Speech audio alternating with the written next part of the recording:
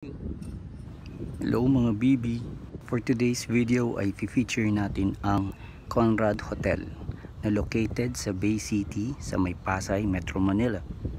Ang building architecture nito ay inspired sa mga yate or cruise ships na nagbabaybay sa coast ng Manila Bay. Halika at itry natin ang kanilang alfresco dining.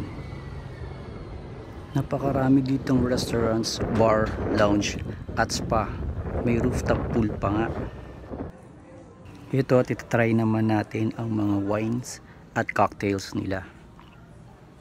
Iba't ibang mga dish ang kanilang may offer. May Chinese, Mediterranean at syempre Italian. Syempre di ko palalampasin ang mga pasta na aking favorite. Perfect place talaga to unwind. Malapit sa airport, sa SMX Convention Center, MOA Arena at syempre Mall of Asia.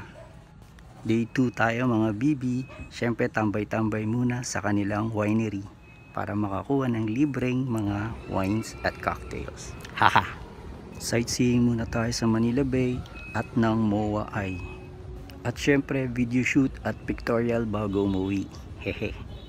Di katakatakang nanalo ito ng World Architecture Award. Hanggang dito na lang mga VB. Thanks for viewing.